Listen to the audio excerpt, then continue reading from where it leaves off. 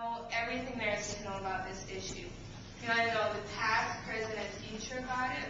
What is the history? Like, where has it, what was this issue done in, where was it in the past? What is the history of it?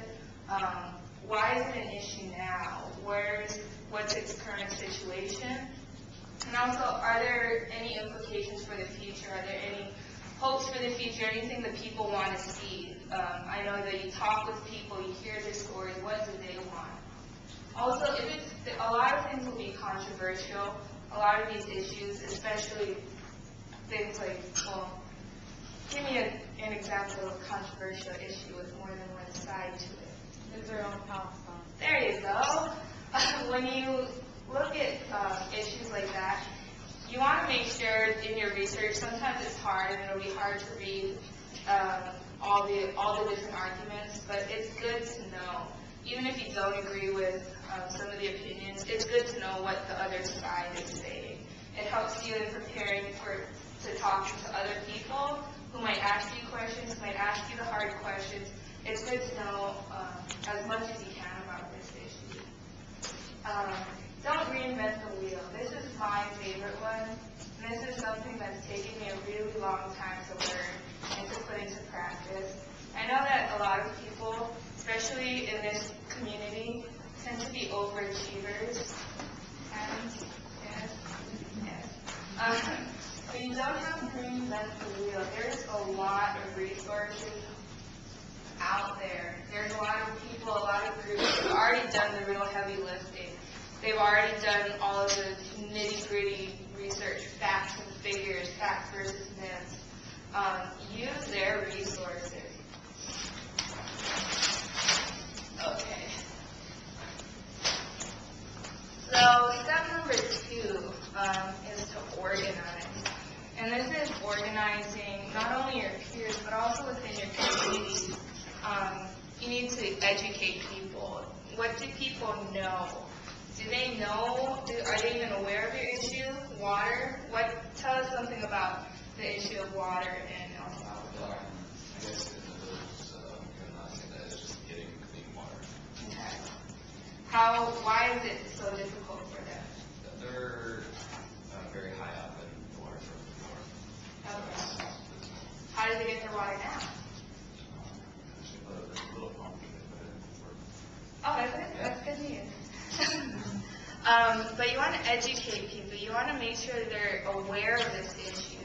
Like, I wouldn't know that it's difficult. I wouldn't think of water as being one of the key issues for people in El Salvador. I would think about, the effects of the Civil War and whatnot. But practical things like water, you want to make sure that people know about your issue, first of all. And then if they know about it, do they know the facts, or do they just know things that they hear on TV, things that they hear from other sources? You want to make sure they know the facts and not just the myths. And also, this is the most fun part to me of organizing, is you can be so creative with educating peers, especially on college campuses, high school campuses. You can bring films, screen films on campus, bring speakers. You can be really creative, really kind of out there and talk. You can write with sidewalk chalk all over the sidewalks on campus with permission. I said with permission. I know that y'all have been on campuses and probably organized some of these things. What are some things that you guys, I know that everybody here has done a lot of this stuff before. Raise your hands if you've heard, if some of this is familiar maybe.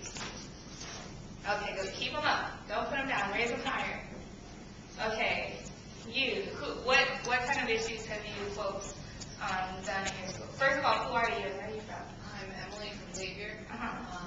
We're actually we have a club called Voices for Democracy that focuses on political advocacy. Cool. What are some things that you folks have done? We've done a lot with, I guess this year, with the death penalty. We did some petitions to local people. That's another good thing that I'm glad you brought up. I wanted to mention was petitions and postcards and letter writing campaigns are great and effective tools to be advocates. One of the things to remember is that if you mail things to your Congress members, especially in D.C., it can take over 3 weeks to get there because it gets sent to like Idaho to be like zapped by some radioactive thing to make sure it doesn't have stuff before it gets sent. So snail mail, if it's an urgent thing, might not be the best way to do it. But petitions are great. When you collect a bunch of petitions, it can be really fun to set up a meeting with your representative or with their staff and go and sit down and present all of these pages of petitions, or go and give them a big heaping box of postcards and pull out postcards and be like, well, this postcard is from the president of our university.